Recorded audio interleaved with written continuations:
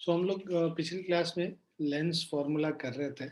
Lens formula में हम लोगों ने कन्वेक्स लेंस का फॉर्मूला देखा था, कन्वेक्स लेंस से डेरिवेशन देखा था। कनकेव लेंस का फटाफट एक बारी बता दें तुमको, और उसके बाद फिर आगे हम लोग करते हैं। ठीक है, आज ये चैप्टर खत्म हो जाएगा, फिर हम लोग न्यूमेरिकल्स भी करेंगे। तो कनकेव लेंस वाले में, in a concave lens the image formed is always virtual. ठीक है, ये तो हम लोग 10th क्लास में जानते हैं। So whatever the position of the object, let C be the optical centre. तो यहाँ पे हम लोग सी हमारा ऑप्टिकल सेंटर हो गया, and F is the principal focus of concave lens. ठीक है, तो ये एफ हमारा प्रिंसिपल फोकस है। Now A B is an object held perpendicular to the principal axis of the lens. So AB is your object, right? And a virtual erect and smaller image A dash B dash is formed due to refraction through concave lens as shown in the figure. Now as triangles A dash B dash C and ABC are similar, ठीक है, तो ये देखो, ये A dash B dash C ये वाला triangle और ABC ये जो बड़ा वाला ट्राइंगल है, ये दोनों सिमिलर है क्योंकि ये एंगल कॉमन है, ये 90-90। ठीक है ना, तो उससे क्या आ जाएगा, A dash B dash by AB is equal to B dash C या C B dash by CB। ठीक है ना, so again as triangles A dash B dash F और C D F B, ये जो A dash B dash F ये triangle, ये छोटा वाला ट्राइंगल, और सी डी एफ ये बड़ा वाला ट्राइंगल आपस में सिमिलर है। तो A dash B dash by C D is equal to B dash F upon C F. तो अब हमें पता है कि सी डी और ए बी इक्वल है, तो A dash B dash by A B यहाँ पे एल एच एस दोनों का इक्वल हो गया, तो आर एच एस भी इक्वल होगा। मतलब ए डैश बी डैश, ये जो आर एच एस को इक्वेट कर देंगे तो C B dash by C B is equal to B dash F by C F हो गया। ठीक है, बी डैश एफ को हम लोग लिख सकते हैं C F minus C B dash. ठीक है, अब वैल्यूज पुट कर लेते हैं। सी बी डैश का मतलब ये इमेज डिस्टेंस है, और सी बी क्या है, ऑब्जेक्ट डिस्टेंस है। सी एफ फोकल लेंथ है, सी बी डैश यहाँ पे इमेज डिस्टेंस, और सी एफ फिर से फोकल लेंथ। तो ये सारे वैल्यूज अगर हम लोग इसमें सब्स्टिट्यूट करते हैं, ठीक है, कार्टेशियन मतलब साइन कन्वेंशन के साथ, तो सी बी हमें पता है माइनस यू होगा, C B dash minus V होगा, सी एफ माइनस एफ होगा। ये सारे वैल्यूज हम लोगों ने सब्स्टिट्यूट कर लिए। तो उसके बाद फिर हम लोग क्रॉस मल्टीप्लाई करते हैं, तो V F is equal to U F minus U V, और so U V is equal to U F minus V F. अब यू वी एफ पूरे को डिवाइड कर लेते हैं जैसे पिछले बारे में किया था, तो 1/f is equal to 1/v minus 1/u। ठीक है, so which is the lens formula, 1/v minus 1/u is equal to 1/f। ठीक है ना, note that lens formula is same whether the lens is convex और concave. ये तो हम लोग we know it already. Note that lens formula 1/f is 1/v minus u, which is different from mirror formula 1/v plus 1/u। ये तो हम लोग को पता है कि प्लस और माइनस होता है। एंड लेंस मेकर फॉर्मूला क्या है, 1/f mu minus 1 1/r1 minus 1/r2। ठीक है, नाउ लीनियर मैग्निफिकेशन का जो डेरिवेशन है,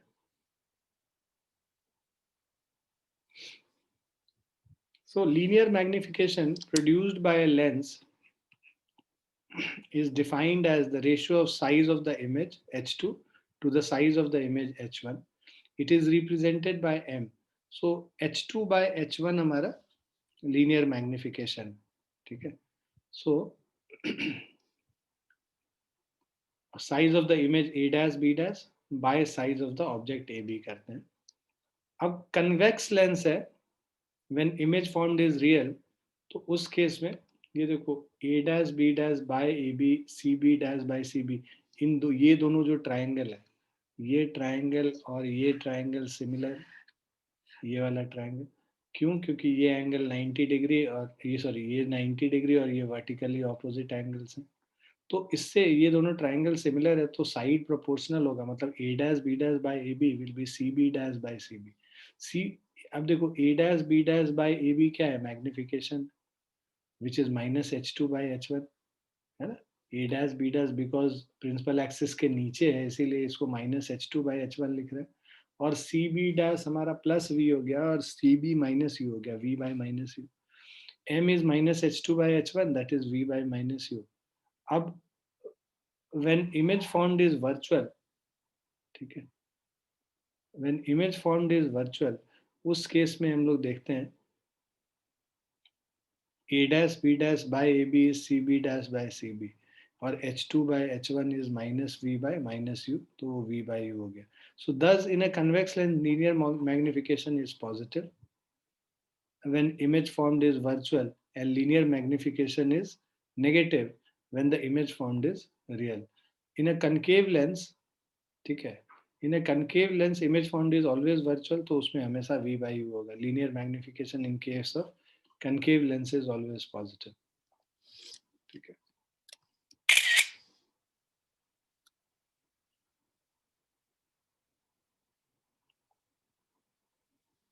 so linear magnification in terms of u और f हम लोग को निकालना है, तो हमें पता है 1/v माइनस 1/u 1/f होता है लेंस फॉर्मूला से. अब यहाँ पे क्या करो, multiply both side by u, इसको u से पूरे को मल्टीप्लाई कर देंगे तो u by v minus 1 is u by f. हम लोग को u by f के टर्म्स में निकालना है, तो u by v is equal to u by f plus 1, तो u प्लस f by f हो गया. मैग्निफिकेशन हमें पता है v by u है, तो v by u है, इसको हम लोग क्या कर लेंगे, जस्ट इसका रेसिप्रोकल ले लेंगे, f by u प्लस f हो जाएगा. Now linear magnification in terms of v and f अगर हम लोग को निकालना होता है सेम, तो 1/v माइनस 1/u 1/f है. तो अब यहाँ पे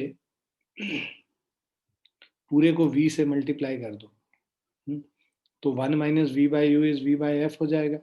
अब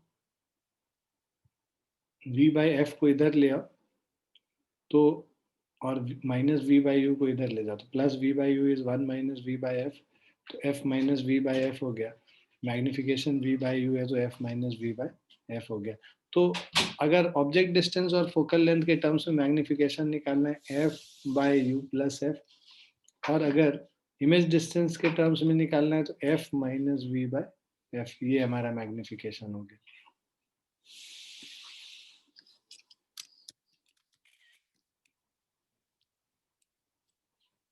पावर ऑफ लेंस हम लोग पहले भी कर चुके हैं 10th क्लास में. Power of a lens is defined as ability of a lens to converge a beam of light falling on the lens. कितना कन्वर्ज कर पाता है उसको पावर ऑफ लेंस कहते हैं. पावर क्या हो गया, 1 बाय फोकल लेंथ हो गया. तो फोकल लेंथ अगर छोटा होगा तो मतलब पावर ज्यादा है, फोकल लेंथ ज्यादा है मतलब पावर कम है, राइट. तो कितना ज्यादा कन्वर्ज कर सकता है, ability to converge is measured by the power of a lens. So P is equal to 1 upon F. It is measured as the reciprocal of focal length. अब 1 by F हम लोग को लेंस मेकर्स फॉर्मूला से mu minus 1 1 by R1 minus 1 by R2 है. तो P को हम लोग सीधे, अगर हम लोग को R1 R2 दोनों कर जो दोनों स्फेरिकल सरफेस का radius of curvature R1 R2 दिया हुआ है, तो उस टर्म्स में पावर निकालना है, तो mu minus 1 1 by R1 minus 1 by R2 होता है. For a converging lens, power is positive, and for diverging lens, power is negative.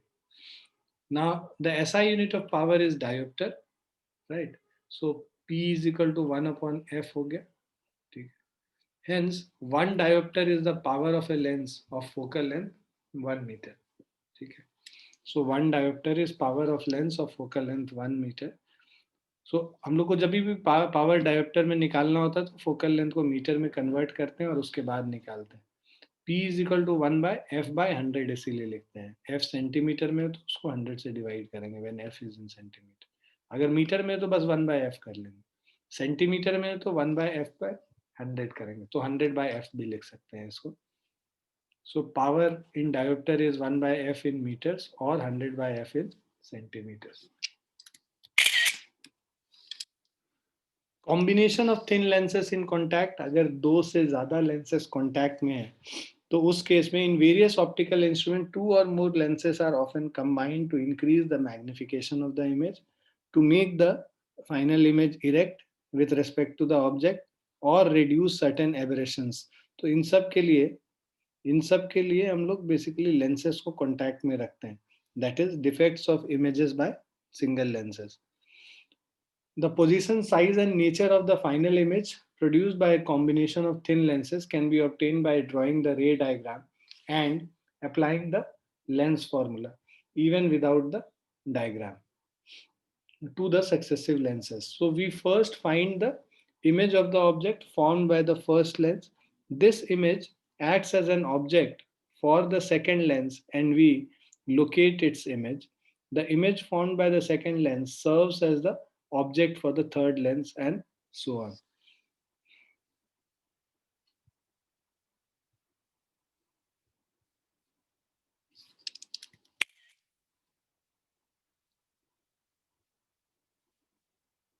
Now focal length of equivalent lenses.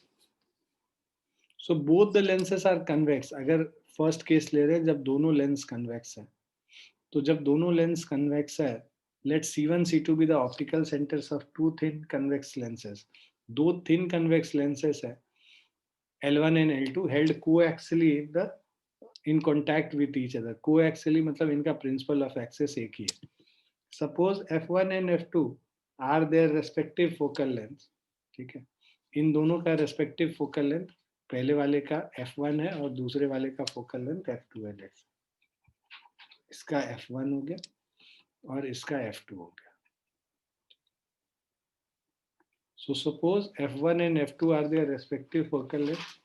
Let the point object O be placed on the common principal axis at a distance OC1 is equal to U. ठीक है, तो ये हमारा point object O be placed on the common principal axis. The lens L1 alone would form its image at I dash. तो अगर बस L1 रहता तो उस समय जिस ऑब्जेक्ट का इमेज यहाँ पे बन रहा होता, बट बिकॉज L2 भी है तो ये इसका इमेज इसको फर्दर बेंड कर दे रहा है. तो हो क्या रहा है बेसिकली, ये जो इमेज बन रहा है L1 की वजह से ये L2 के लिए ऑब्जेक्ट का काम करेगा, है ना, इंटरमीडिएट इमेज है और ये ऑब्जेक्ट का काम करेगा. So lens L1 alone would have formed its image at I dash, where C1 I dash is equal to V dash from the lens formula. So 1 by V dash lens formula लगाते हैं, 1 by V dash minus 1 by U is 1 by F dash F1. तो इससे V dash का value निकल जाएगा. I dash would serve as a virtual object for lens L2. अब इस lens के लिए I dash क्या है, वर्चुअल ऑब्जेक्ट का काम करेगा. ठीक है, और उसका जो फाइनल इमेज बन रहा है वो V पे बन रहा है.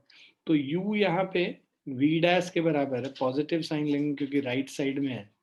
तो 1 by V minus 1 by U, U की जगह V डैश ले लेते हैं, is equal to 1 by F2. और 1 by V डैश का वैल्यू ऑलरेडी हमें पता है, 1 by V dash is 1 by U plus 1 by F1. तो इन सब को अगर हम लोग यहाँ पे रिप्लेस कर लेते हैं, ठीक है, तो 1 by V minus 1 by U is 1 by F1 plus 1 by F2 आ जाता है. तो मतलब और 1 by V minus 1 by U क्या होता है एक्चुअली लेंस फॉर्मूला में 1 by F के बराबर. तो 1 by F is 1 by F1 plus 1 by F2. तो इन दोनों लेंसेज को कंबाइन करके अगर हम एक सिंगल लेंस से रिप्लेस करते और लेट से उस सिंगल लेंस का फोकल लेंथ F होता, तो उस केस में 1 by F of that focal length, combined focal length or equivalent focal length, 1 by F is 1 by F1 minus 1 by F2. Clear है बच्चों? Yes, sir. Yes, sir.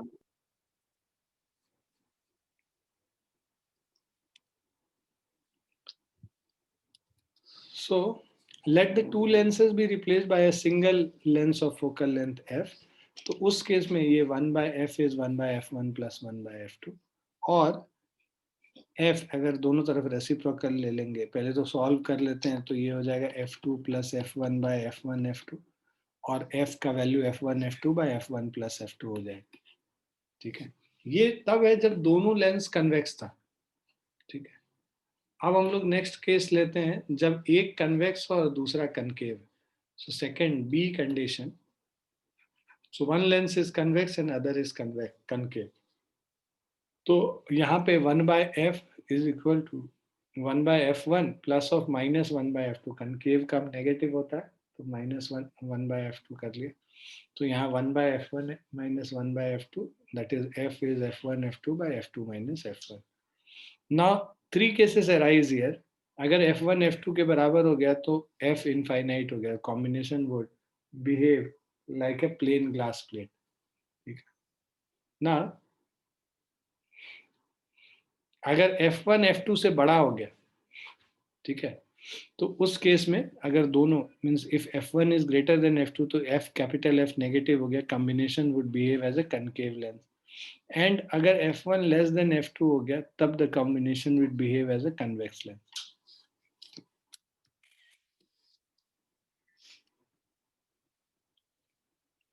The above derivation can obviously be carried through several thin lenses of focal length f1 f2 f3 in contact. So अगर कई सारे lenses contact में है तो 1/f is 1/f1 plus 1/f2 plus 1/f3 and so on.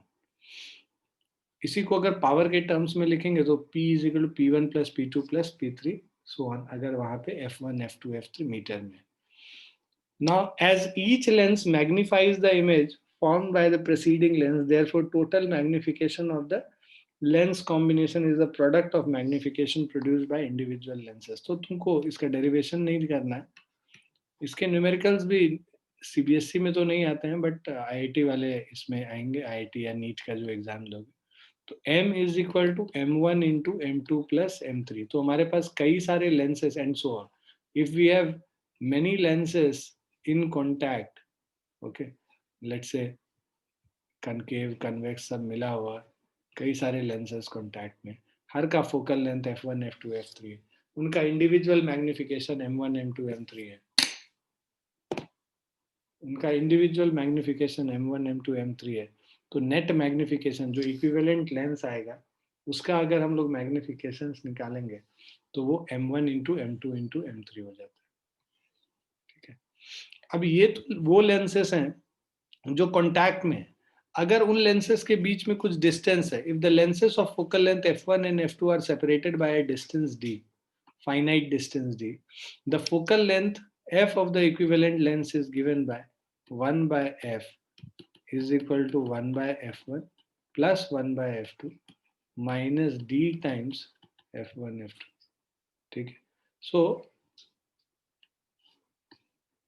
focal length f of the equivalent lens is 1 by f1 plus 1 by f2 minus d times f1 f2।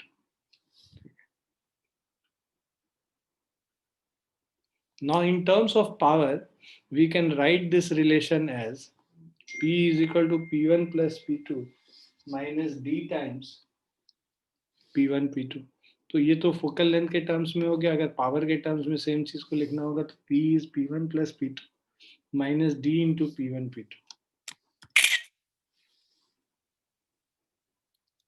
Now suitable lens combination help in increasing the magnification and sharpness of the image. A system of combination of lenses is commonly used in the design of objectives or eyepieces of cameras, microscope, telescope and other optical instruments. So when two thin lenses of focal length f1 and f2 are held in contact with each other, the focal length of the combination is given by 1 by f is 1 by f1 plus 1 by f2। अब when two thin lenses of equal and opposite focal length, एक convex है एक concave है, equal है, तो उस case में क्या हो जाएगा, देखो 1/f1 प्लस 1/f2 करोगे, एक प्लस एफ है दूसरा माइनस एफ है, ये दोनों एक दूसरे को कैंसिल करके एफ जीरो हो जाएगा, 1/f जीरो हो जाएगा, तो उस केस में एफ क्या हो गया, इनफाइनाइट हो गया। So their equivalent focal length is given by infinity or p is equal to 0, such a combination of lens would behave as a plain glass plate। तो एक कन्वेक्स दूसरा कनकेव, सो ये जो है दिस कॉम्बिनेशन, अगर दोनों का फोकल लेंथ सेम है मैग्नीट्यूड में, this combination acts as a plane glass plate. Now total power of any number of lenses in contact is equal to algebraic sum of the powers of individual lenses। तो total power of any number of lenses in contact, तो उन सब के powers का individual, so P is equal to, ये देखो P1 plus P2 plus P2।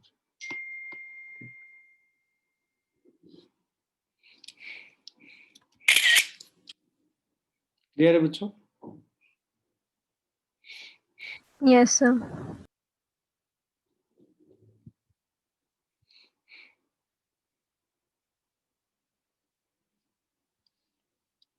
अब next है combination of a lens and a mirror. एक लेंस के साथ एक मिरर को कंबाइन करेंगे, उस केस को हम देखते हैं। So suppose we have a coaxial arrangement of a lens and a mirror held suitable distance apart. Let an object be placed placed in front of the lens. Okay. To study the nature and size of the image formed by the combination, we proceed as follows. सबसे पहले using refraction formula we can calculate the position size and image size and, ठीक है, so positions and size of image of the given object, ठीक है, position size and image,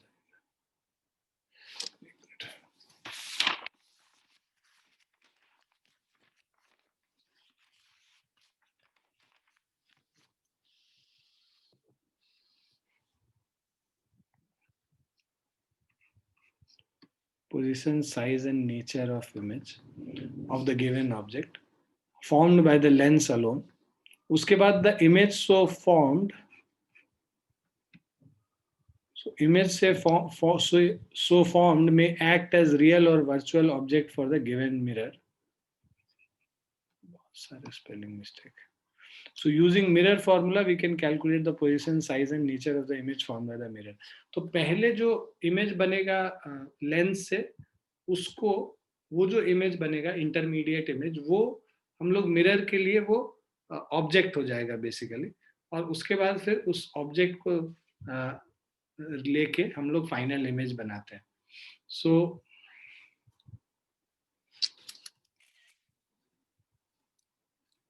जैसे इस case में हम अगर बात करें, a convex lens of focal length 20 centimeter has a point object placed on its principal axis at a distance 40 centimeter. U का वैल्यू -40 हो जाएगा, कन्वेक्स लेंस है, F +20 हो गया. A plane mirror is placed 30 centimeter behind the convex lens. ठीक है, तो अब अगर हमारा प्लेन मिरर है, this is 30 centimetre behind the convex lens. तो अब सबसे पहले तो v निकाल लेंगे इससे. v का 1/v minus 1/u is 1/f. अगर हम लोग सब्स्टिट्यूट करते हैं और इसको सॉल्व करते हैं तो हम लोग को आ जाएगा वैल्यू v का 40 सेंटीमीटर. तो v हमारा 40 सेंटीमीटर पे है. अब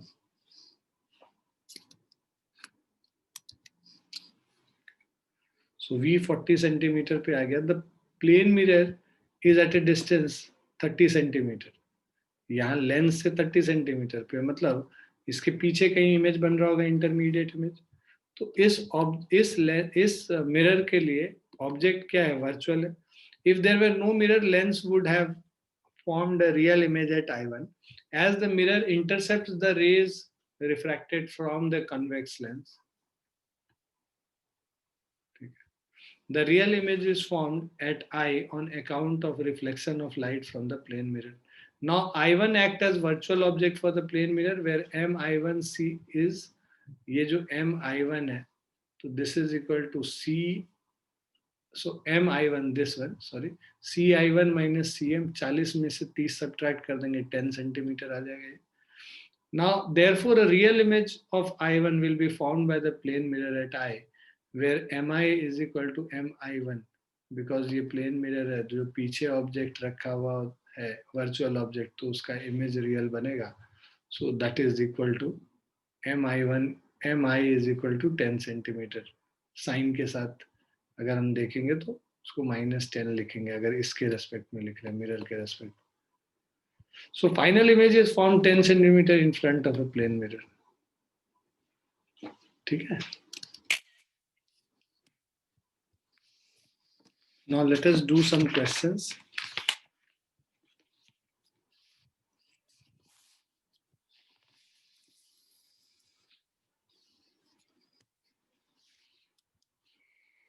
पहला क्वेश्चन है a glass dumbbell of length 30 centimetre. So glass का एक डंबल जैसा बना हुआ है.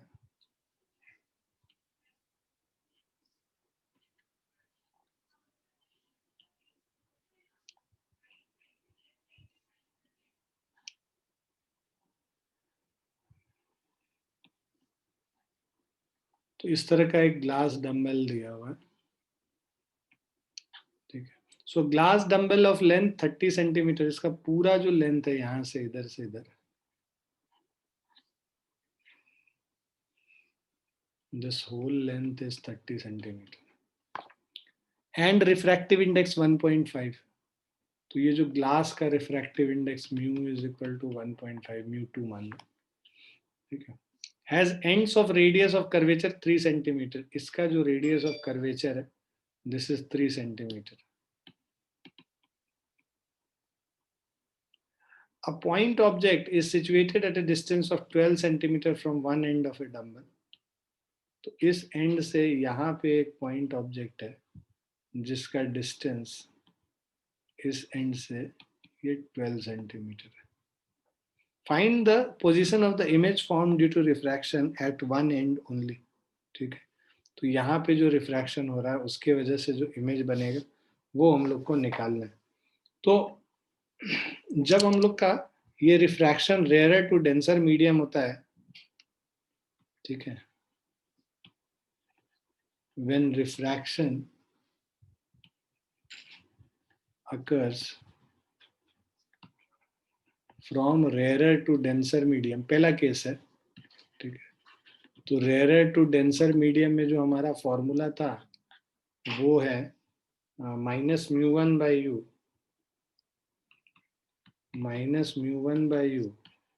Plus mu two by v is equal to mu two minus mu one upon are.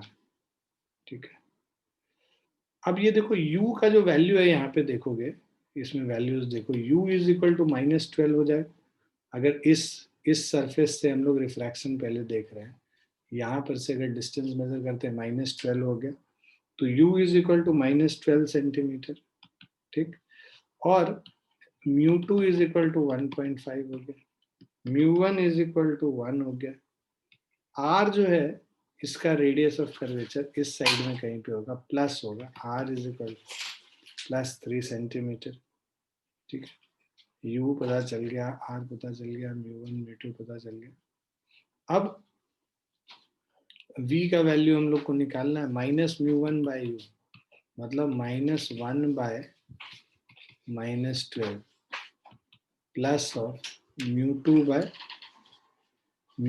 We. Mu two 1.5 by v हमें निकालना है is equal to mu two minus mu one 1.5 minus 1 divided by r. This is 3 centimeter. ठीक है. r plus 3 होगा. ये सब values put कर लो. 1.5 by v 1.5 minus 1 is 0.5 by 3 और 1 by 6 minus 1 by 12 तो ये 2 by 12 minus 1 by 12 1 by 12 ही होगा. v is equal to 12 into 1.5 18. तो v का वैल्यू प्लस 18 सेंटीमीटर हो गया. ठीक है. सो पोजीशन ऑफ इमेज हम लोग को पता चल गया. ठीक है. अब v पॉजिटिव है तो रियल इमेज बन रहा है. यही हमें निकालना था इस क्वेश्चन में.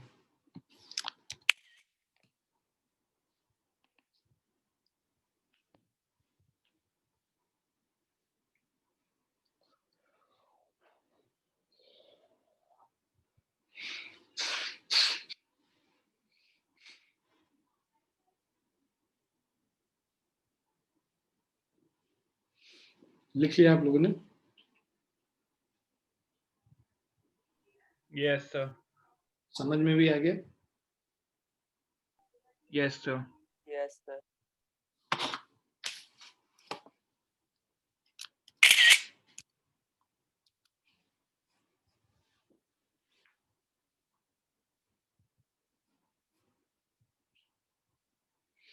Second question है, mark placed on the surface of a sphere is viewed through glass from a position directly opposite to it. So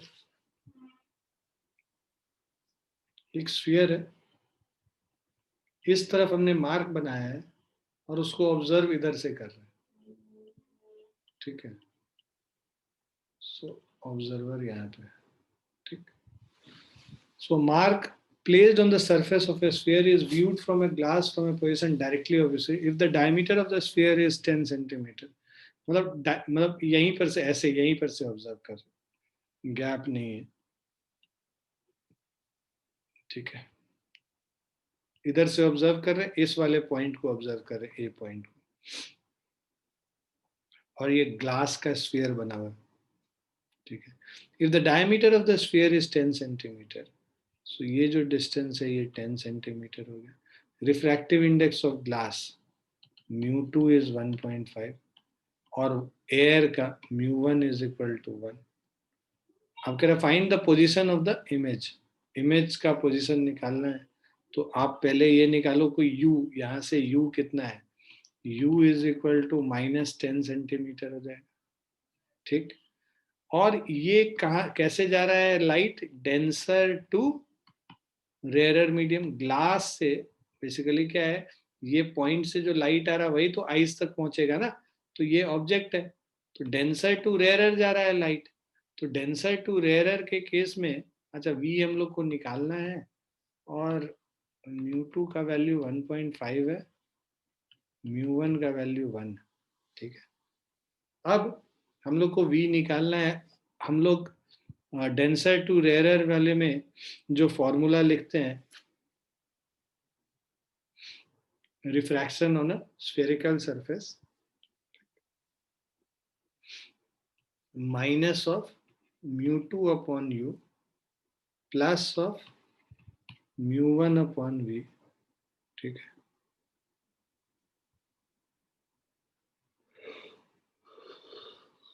is equal to μ1 minus μ2 upon r.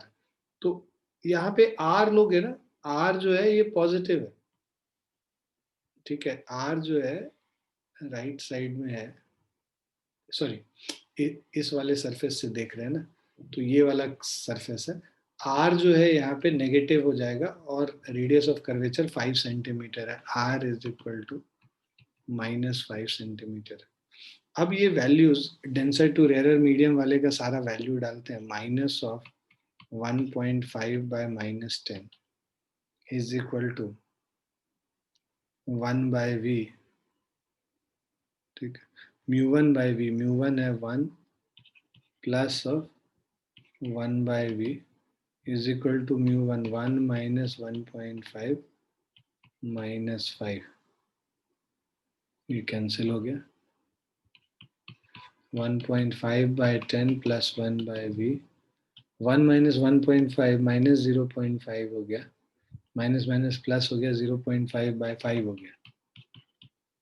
अब क्या करेंगे कि हम लोग को ये 1 बाय v निकालना है. तुम क्या करो, दोनों तरफ 2 से मल्टीप्लाई कर लोगे तो ये क्या हो जाएगा, 1 बाय 10 हो जाएगा. So 1 by v is equal to 1.5 by 10 minus 1 by 10 और 0.5 बाय 10 हो गया. सो v का वैल्यू 10 डिवाइडेड बाय 0.5 हो गया और 100 बाय 5 20 हो गया. So v is equal to, एक मिनट, 5 बाय 10, अच्छा सॉरी 1 बाय 10 माइनस ऑफ ये होगा ना, -20, ठीक है. ये इधर जाएगा तो ये नेगेटिव होगा, 1 बाय वी ये इधर जाएगा नेगेटिव हो जाएगा. सो इसीलिए -1.5 बाय 10 प्लस 1 बाय 10 है और उसको सॉल्व करके फिर हम लोग निकाल रहे हैं v का वैल्यू. क्लियर है? सर जो r था वो हमने नेगेटिव क्यों लिया था? यहाँ से ऑब्जर्व कर रहे हैं ना बच्चे, तो लाइट जो है इधर से इधर जा रहा है ना, इधर से इधर जा रहा है, तो ये कौन सा सरफेस हुआ, ये जो सरफेस हुआ इसको समझो ना. ये जो सरफेस है ये स्फेरिकल सरफेस है, इसका आर किधर सेंटर का है, यहाँ पे इस स्फेरिकल सरफेस का डिस्टेंस यहाँ से मेजर करेंगे ना। पोल तो ये मतलब जो ऑप्टिकल सेंटर है, जो भी मतलब जो भी पोल होता है इसका, तो ये जो पोल होगा यहाँ से डिस्टेंस मेजर करोगे, तो लेफ्ट साइड में जा रहे हो, इस डायरेक्शन के ऑपोजिट डायरेक्शन में जा रहे हैं मेजर करने के लिए, इसीलिए आर का वैल्यू माइनस हुआ, -5 सेंटीमीटर। ठीक है सर।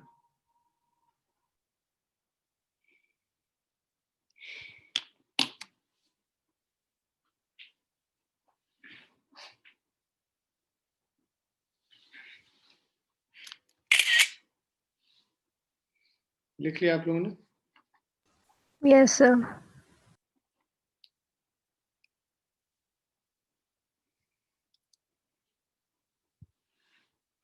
अब यहाँ पे कह रहा है light from a point source in air falls on a spherical glass of mu is equal to 1.5। तो लाइट है, point source in air falls on a spherical glass, तो एयर से ग्लास में जा रहा है, rare to denser medium, and r is equal to 0.2 meter. The image is formed at a distance 100 centimeter from the glass surface in the direction of incident light. So v is equal to plus 100 लिखेंगे. Calculate the object distance from the center of the curvature of the spherical surface. So देखो क्या क्या दे रखा है हमें, μ1 का value, ठीक है, light from point source in air, तो सोर्स तुम्हारा एयर में है, μ1 इज इक्वल टू 1 हो गया, μ2 इज इक्वल टू 1.5 हो गया, r दे रखा है 0.2 metre. The image is formed at a distance of 100 centimeter from the glass in the direction of incident light. जिधर incident light जाता है उधर पॉजिटिव होता है, तो v is equal to plus of 100 centimeter. Calculate the object distance from the center. So अब ये यहाँ पे देखो, ये रेयर टू डेंसर मीडियम जा रहा है, minus μ1 by u plus μ2 by v is equal to μ2 minus μ1 upon r. अब वैल्यूज पुट कर लेते हैं यहाँ पे. सो 1 by u तो निकालना ही है हमें, μ2 का value 1.5 by 100 is 1.5 minus 1 divided by 0.2. 1 by, तो ये 0.5 by 0.2, 5 by 2 हो गया, ठीक है, 2. So this is 5 by 2 minus 0.015. ठीक है,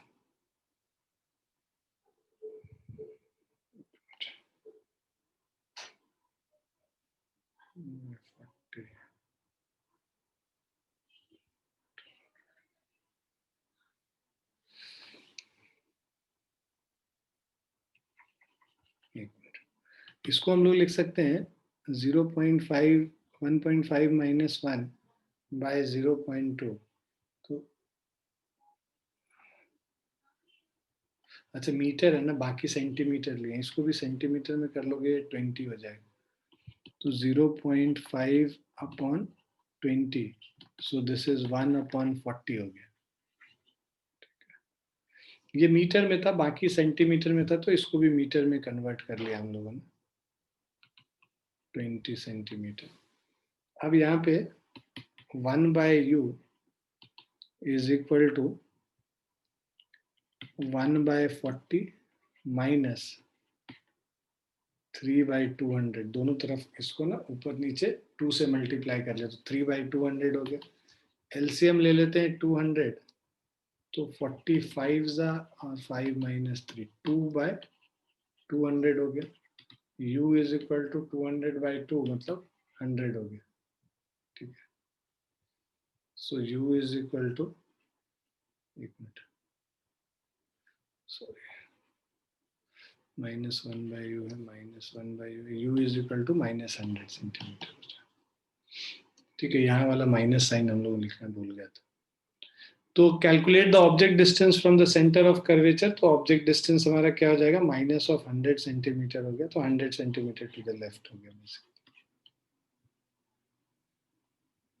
सेंटर ऑफ स्फेरिकल सरफेस बोल रहा है, इसका खुद का जो रेडियस है 20, यू का वैल्यू माइनस 100 सेंटीमीटर हो गया। सो बेसिकली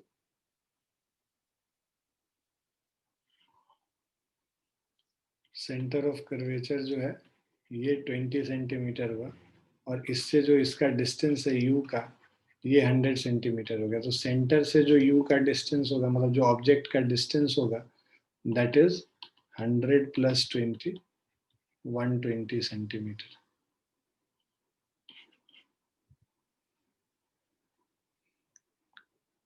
सो ये μ2 हो गया 1.5, यहाँ पे μ1 1 था। क्लियर है बच्चों?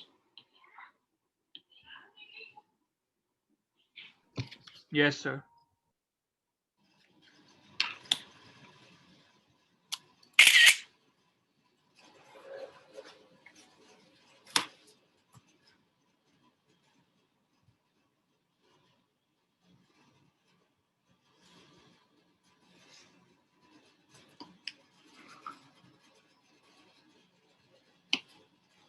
लिख लिया सबने?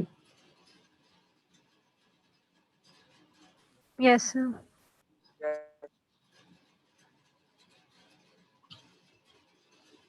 कह रहा है an empty flask of diameter 15 centimeter is placed in water of mu 4/3। एक फ्लास्क है, इसको पानी में हमने रख दिया, ठीक है। सो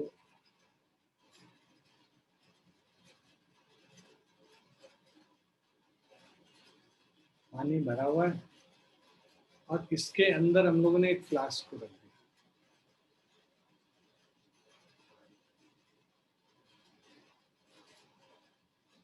अब देखो ये जो अंदर वाला सरफेस है, अंदर जो है ये इसमें एयर भरा है, ठीक है, और इधर वाटर, राइट। सो इसमें वाटर हो गया और यहाँ ये एयर हो गया। So an empty spherical flask of diameter 15 centimeter, diameter 15 centimeter, तो radius of curvature is equal to plus of 15/2 plus of 7.5 centimeter is placed in water. Mu is equal to 4/3, mu1 is equal, mu2 is equal to, ये देखो denser to rare medium में जा रहा है, mu2 4/3 हो जाएगा और mu1 1, और ये जा रहा है denser to rare medium. Denser to rare medium में जो फॉर्मूला होता है वो उल्टा होता है, minus mu2/u plus mu1/v is mu1 minus mu2 upon r. So this is minus mu2/u plus mu1/v is mu1 minus mu2 upon r. So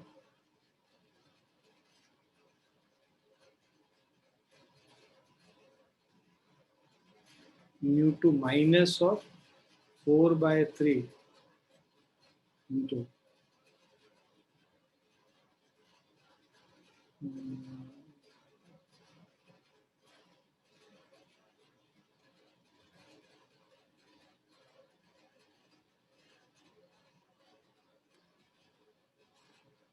an empty spherical parallel, अच्छा parallel beam of light strikes the flask, मतलब जो parallel beam of light आ रहा है इसका मतलब object का infinity पे, तभी तो इंफिनिटी पे से तो पैरेलल बीम ऑफ लाइट आता है ना।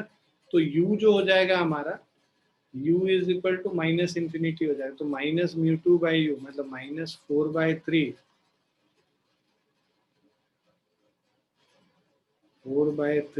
Divided by u infinity plus of mu1 1/v 1 minus mu2, तो 1 minus 4/3 divided by r which is 7.5। अब देखो anything divided by infinity is 0, so इससे हमारा आ जाएगा 1/v is equal to 1 minus 4/3 is minus 1/3 into 7.5. So this is minus 1 by 22.5, which is minus of 2. So minus 1 by 22.5. So V is equal to minus of 22.5 centimetre.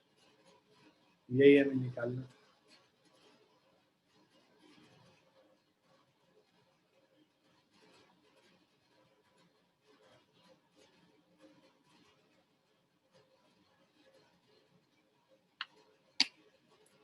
Clear है? Sir ये option को sir infinity क्यों लिया है?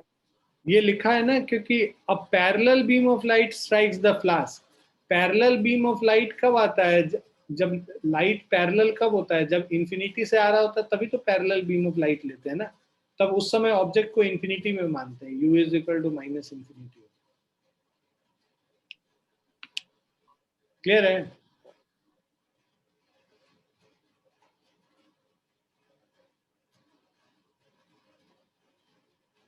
आया समझ? Yes sir.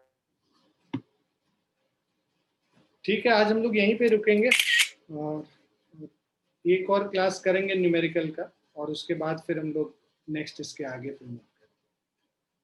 ठीक है, लिख लिया सबने इसको?